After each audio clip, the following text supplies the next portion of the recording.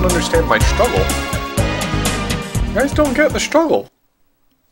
Yeah, now I need to get Link Faces of Evil. Under attack by the evil I really doubt that one's the speedrun for that one's is optimized though. But Father, what if something happens to you? I'll take the Triforce of Courage to protect me. If you don't hear from me in a month, send Link. Impa? Don't worry, Zelda. The Triforce of Wisdom promises the king will safely return. Enough. My ship sails in the morning. I wonder what's for dinner. Oh boy! I'm so hungry, I could eat an Octorok!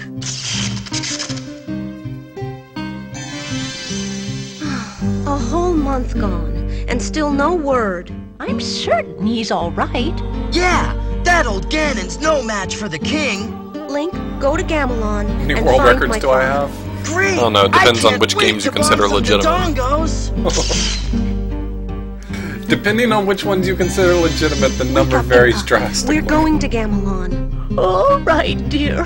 I'll get We'll try a few more runs. of wisdom.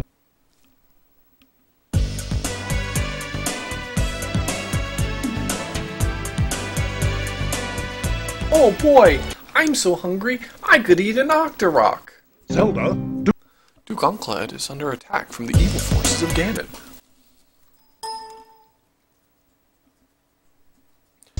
Alright, so I guess this is going to be my Wand of Gamelon submission for Summer Games Done Quick, or, you know, if I submit this to a different marathon because Summer Games Done Quick fills up, or, you know, whatever. It was a joke. So, a few things that you have to know about this game. First off, the controls are better than you think, but not by much. Some stages on the map don't unlock until you complete other stages on the map, so sometimes I'll go to places that I really just don't offer me anything. You'll just see me like run straight through the stage. And the reason I do that is because completing, going from one end of that stage to the other unlocks other things for me. And this is all in an effort to get to Resong Palace, where I fight Ganon. So, 3 times throughout the run, I'm going to come to this place named Staccato. This is the only town in the entire game where I can buy things from a shop. So I come back here a few times to farm a few rupees. There's not a ton of farming. Honestly, it stays fairly controlled. And then I also use the time I'm here to just collect a few rupees. Usually it's as simple as walking left. Just 27 rupees. 20 rupees. Let's pick up extra. I needed 30.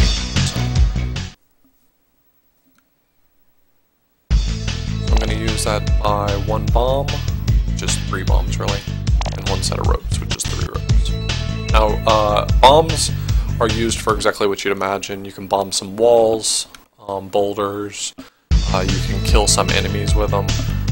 The ropes are interesting because a lot of the platforming can be very difficult, but I can bypass some of it using ropes.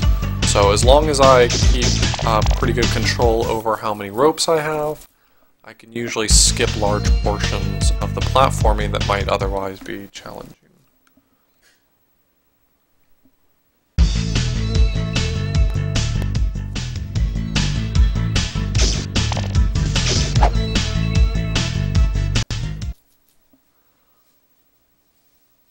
So I'm going to death abuse in this room right here. Back to that door after I grab the key on the other end.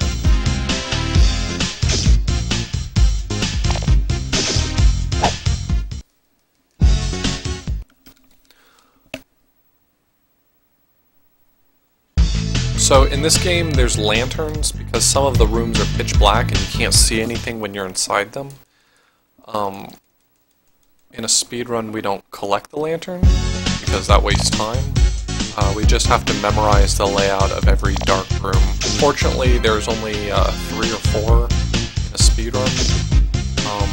but it still can be a little bit of a challenge to, you know the layouts of those rooms, I guess.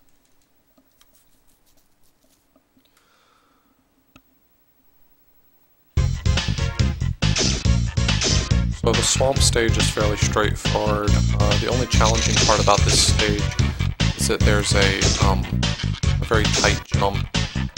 You can ride the crocodiles across to save your health a little bit, but they dip underwater, which they'll kill you if you go underwater with them. There's a very tight window where you can jump off of their backs, re-land back on it. It doesn't look that tight, but the timing for it is very small. If you jump just a hair too early, when you re-land, he's not out of the water yet, and if you wait too long, he will go down and just drop you into the water, so you have to time it out pretty well. There's only 4 of those in the entire run, though, so it's not that bad.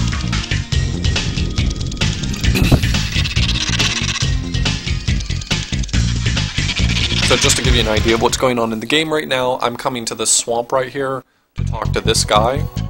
I'm going to talk to him by stabbing him with my stabby sword. And he tells me that he needs me to go to the forest to grab a spore for him, and that spore is going to be used to make the power glove. Power glove item that charges me rupees to act as an incredibly powerful bomb.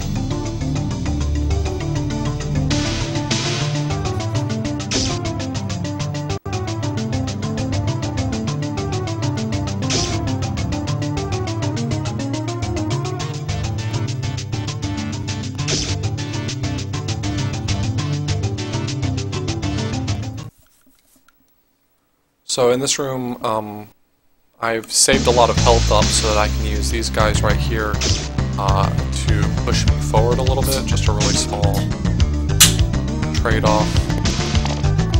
A bit of health to forward faster.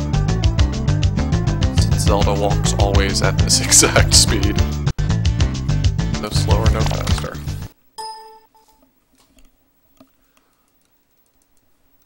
This room's one of the more challenging ones. Not only is it pitch black, but there's 3 fairies you have to kill here, 3 witches you have to kill here, sorry. And they all hit you for entirety of health. Alright, so dying there is a minor inconvenience, but fortunately deaths in this game are not extremely costly. You don't lose anything for dying, actually. You just go back to the beginning of the sub-room you're in, and 3 deaths per overworld spot. So when I enter a room from the overworld, I can die 3 times before it just like boots me out. And even if it boots me out, that's not the end of the run. Worst case scenario, I have to spend a little bit of time, like maybe getting a few more rupees so I can replenish some ropes that I might have used. If I were to be doing this run in a marathon, I would probably farm a little extra than I actually needed so that I could have, you know, maybe 3 or 6 more ropes than I would actually need for any given time. And those would serve as backup for if I died, to prevent me from having to farm again. Just kind of preventative care, I guess, is the point I'm trying to get at.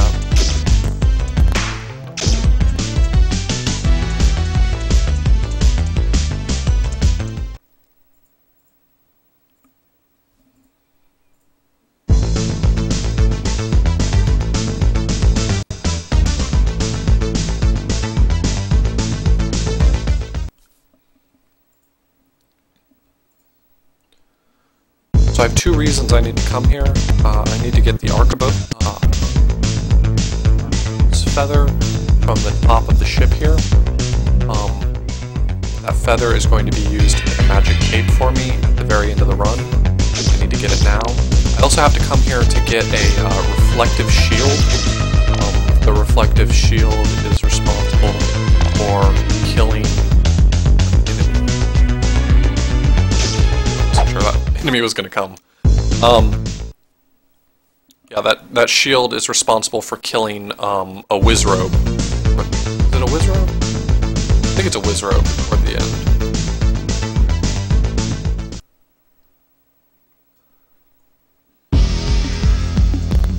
So this is the reflective shield right here that I need to get. So now I'm actually going to return to the swamp, and I'm going to pick up the glove. So I've got the spore, I need to take it to the guy, which means I have to traverse the swamp one more time, which means I have to do those really difficult jumps one more time. That doesn't cost me very much. Just hop back up. The nice thing about this room here, I guess this is more from an RTA perspective, not really a marathon perspective. One of the nice things about this room right here is that you're waiting on this crocodile right here for its cycle, and so if you make a small mistake in the beginning of the room, it doesn't typically cost you very much. You can just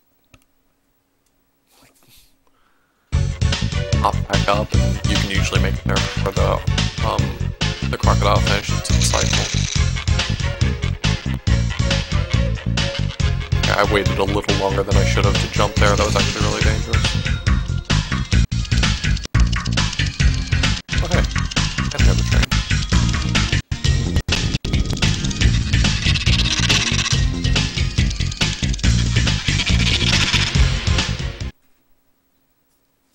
Nice sandbag.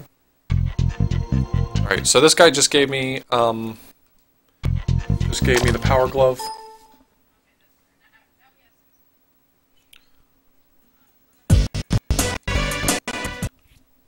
I need to come back here. I need to get a few more ropes that I'm going to use pretty soon.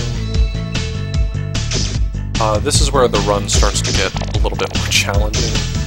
There's a lot of rooms or a lot of stages that I'm going to enter where I'm really going to be using all of the lives the game gives me in order to effectively damage it. And it does get to be fairly difficult. It's not that bad though. Usually, the options are to take a safe route through things, which is a little bit slower, or you can speed through it, just try to tank the damage. In a marathon setting, if it's a dark room, I probably will pick up the lantern that the game offers me in Tygogi Tower. And the nice thing about that is that that lantern in Tygogi Tower will offer me the ability to light up a room if I'm for some reason stumped in some stage during the actual run. So this right here is just me picking up the last few rupees that I need. This is the one time that you farm for rupees where you spend a little longer in here. It feels comfortable. Typically, if you go all the way to the right and all the way to the left, that's all the rupees you need. This is the one farming time where you kind of feel like you're meandering about, waiting for the game to give you more enemies. But honestly, right there, that was it, and that's the worst it gets, so.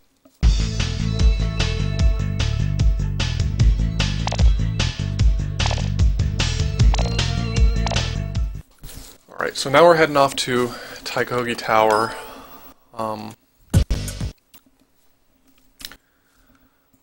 This is one of those stages where it's very long, elaborate, dark rooms, where we're going to do our best to not take too much damage.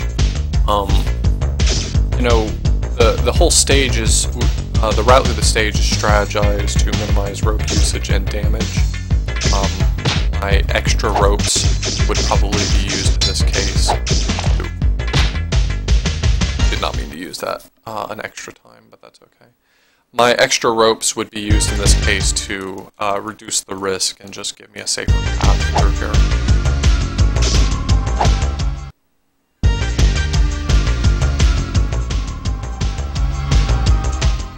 That sucks.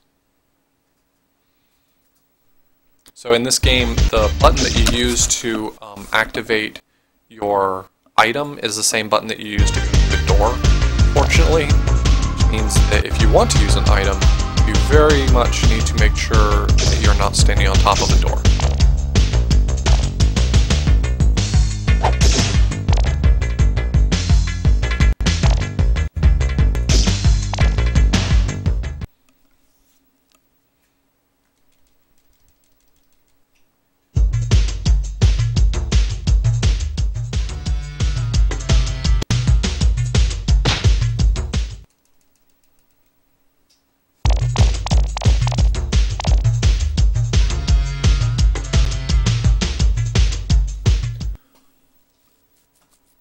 So in a marathon run, I would take this opportunity to talk to that guy up there. He would give me the level 2 lantern in this game. I'm not going to take it right now, but in an actual run, that would offer me a little bit of a safety net that would be useful.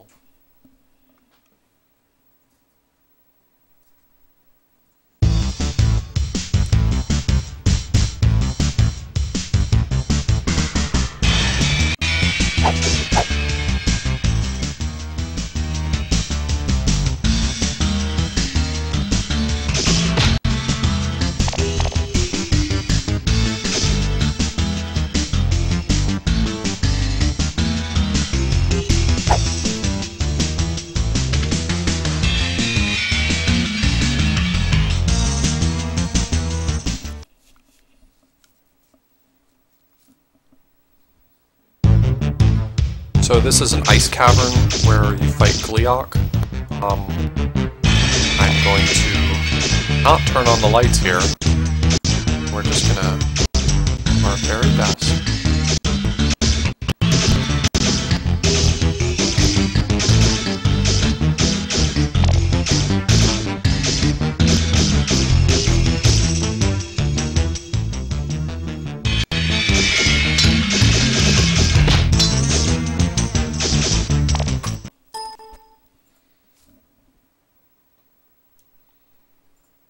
So I unfortunately used one more power glove than I meant to. I realize I need to be standing so close to Gleeok to pull that off. That's okay.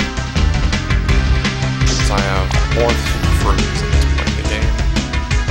Well, typically, I don't know, I haven't checked my rupee count right this second, but I've got 25. That should be more than enough to do what I need to do. It can be very difficult to lob that bomb such strikes the wall. Because if it strikes the wall, it detonates immediately. Otherwise, you have to wait a moment for it, which is really annoying.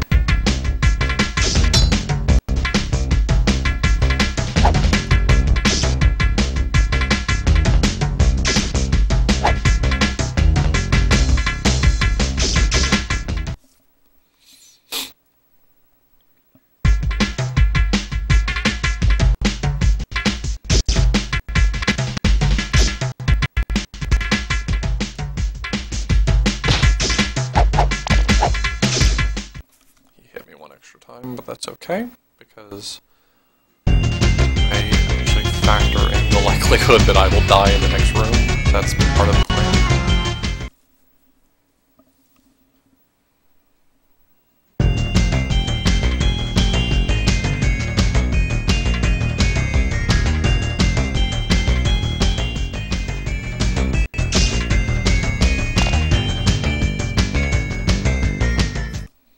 And I didn't die in the next room.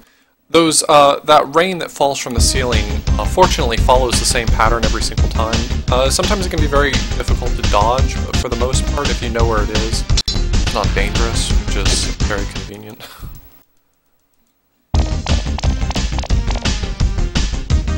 What I just skipped there was probably one of the best cutscenes in the game, which you would be seeing if I were doing cutscene percent at SGDQ.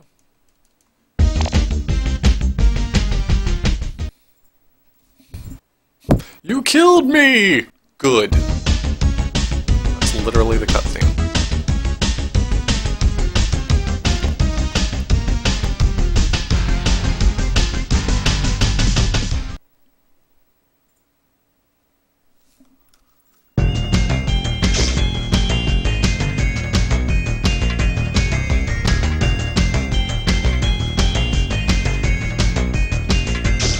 So I play this room a little bit safe, even though you only have to come out of here with one heart.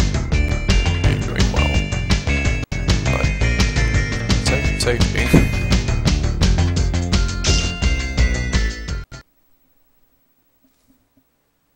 There's no way that gold splits, right? We're gonna clear out the gold split after this. No way we're already counting down.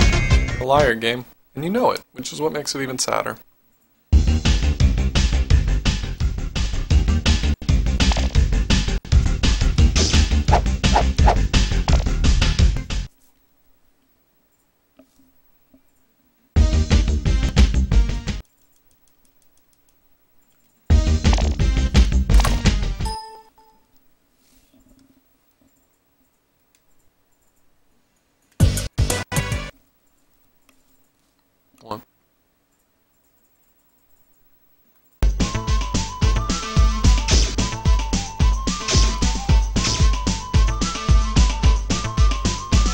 So this is actually the town I was supposed to have come to at the beginning of the game in order to get my first lantern.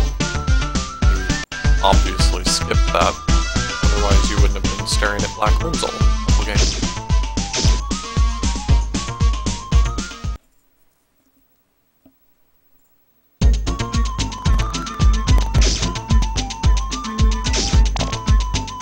And forgetting to grab that ruby there. I think I got it.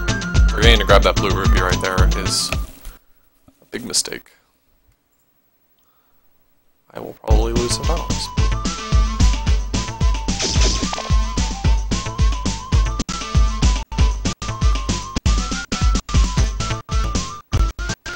Don't jump, don't we?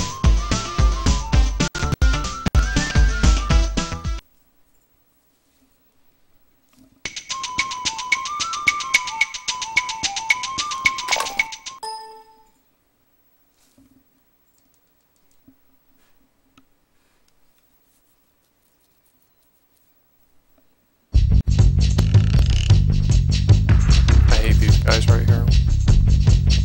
Swarm, they're so difficult to fight.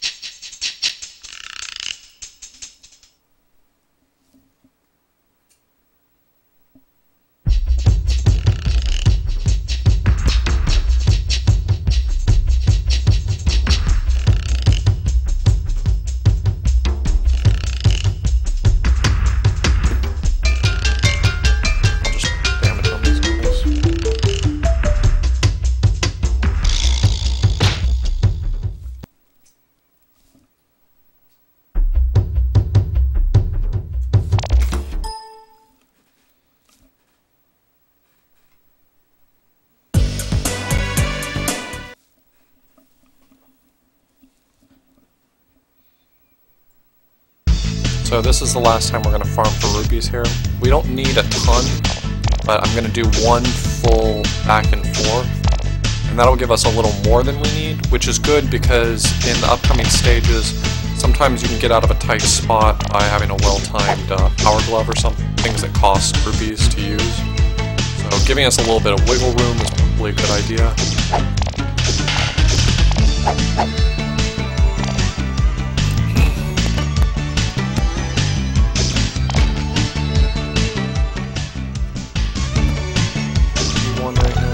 Really like to have closer to 70, but that's okay. I'm probably not going to sit here and farm it out. Just take 2 extras that they're trying to give me. That out.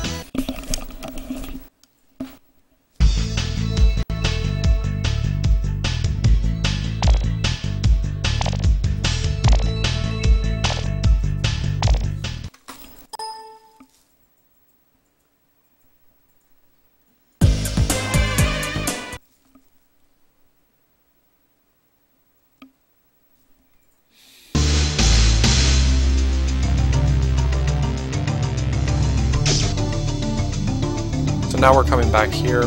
My previous experience in here was a woman who was telling me that if I come back with a specific item, she will make a cloak that I can use to fly. So I brought that item, and she's going to make me fly.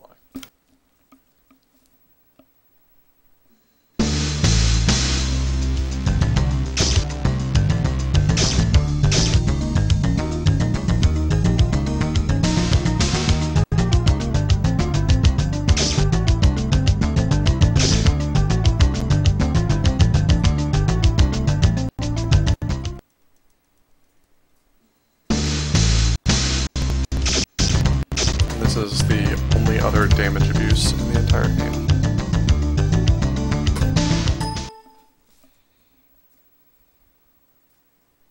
Or death abuse, sorry, not damage abuse.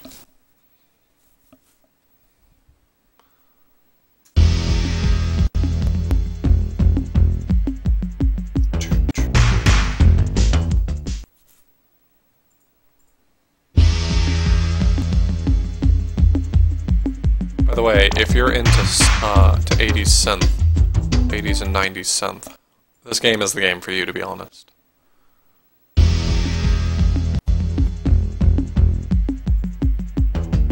So these flying enemies have really weird hitboxes.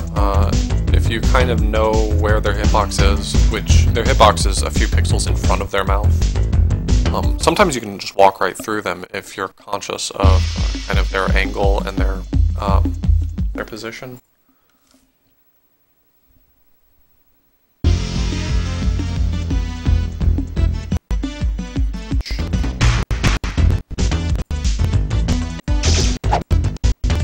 There's no way to keep from getting killed or hurt by those guys, so I'm gonna try.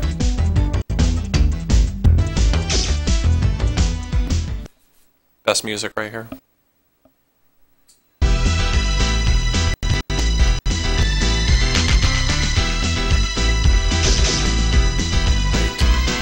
A little bit low on health.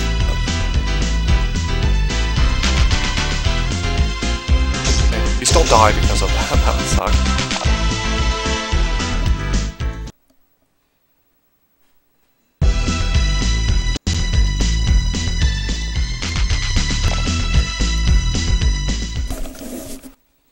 Riding cars.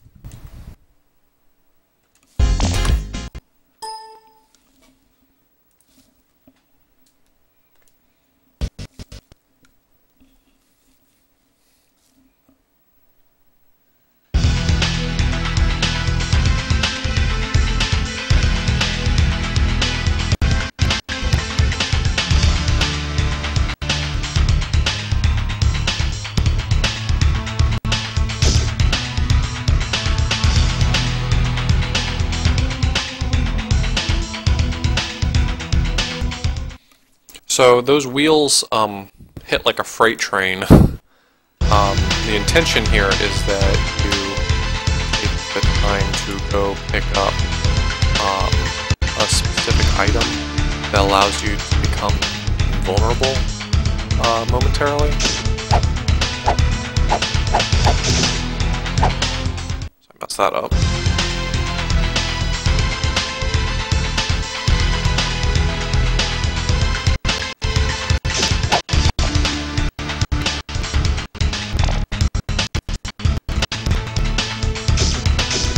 Since I don't want to pick up any extra items, I'm just going to avoid enemies.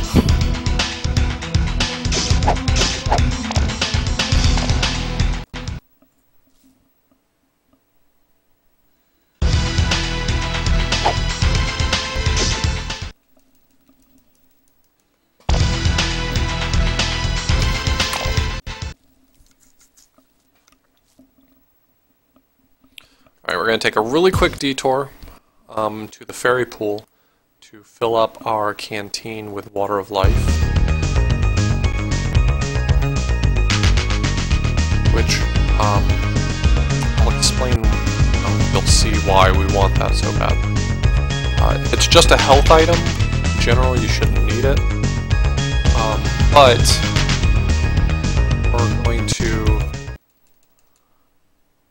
we're going to have to damage boost our way through the first room due to the way the stage.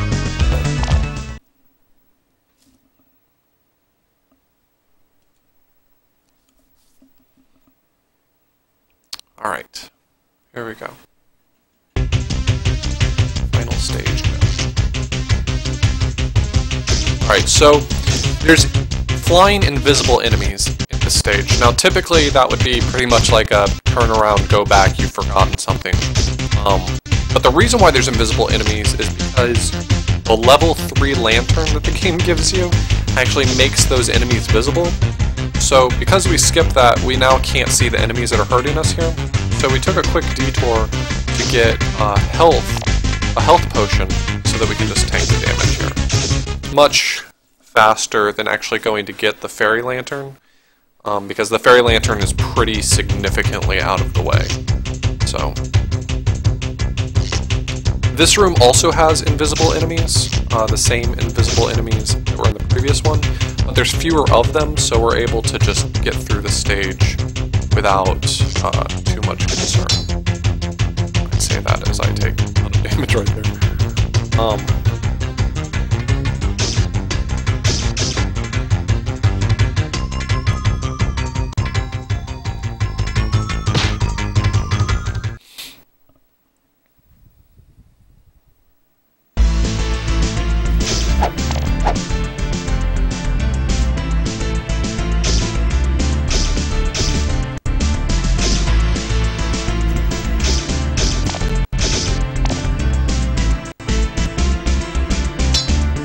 Part of this route has a calculated death right here in this next room, so I'm glad that I made it.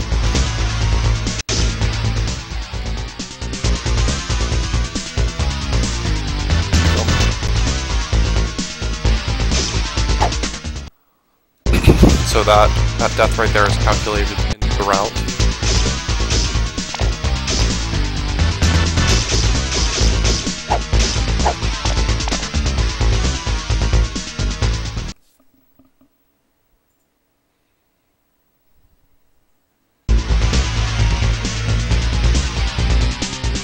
This room has a few flying invisible enemies as well, but I jump through most of it, which allows me to avoid taking hits for all but a few of them. So that's a nice little convenience.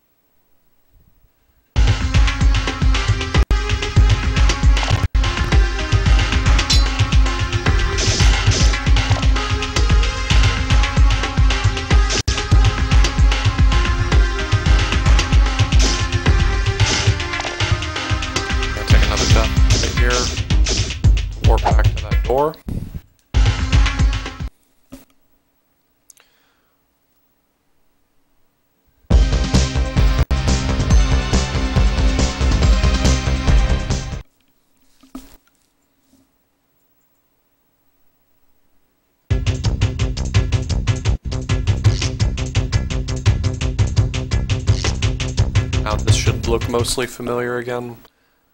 We're making our way back to a room that key I just picked up. That key goes to.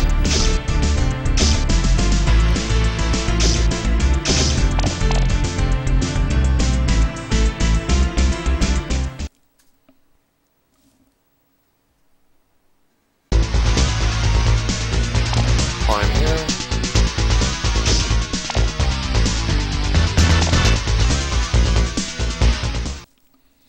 Alright, now we're just about back to Ganon's lair. Start my jump from right there. You'll notice that I avoid being hit by most of the flying enemies. There's several of them in this room, 3 or 4 of them. Almost no damage from them. One flying enemy toward the end that I will every now and then take damage from.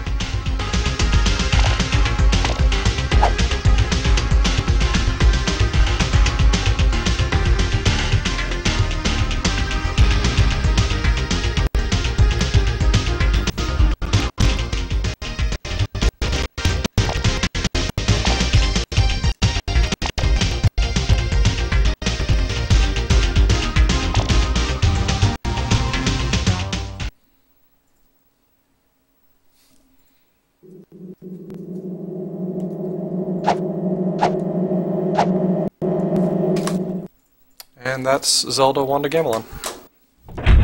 Father! You saved me! Here's the traitor, your Did not mean majesty. to get world record Please, while I was your doing that omnipotence, have mercy. After It's you've an scrubbed accident, all the sorry. floors in Hyrule, then we I can talk apologize about for getting mercy. world Take record him during away. that run. Yes, my liege. I wonder what happened to Link. Oh, he was a bore anyway. Stop looking at yourself. What happened? Nothing, Link. We were just about to have a feast. Great.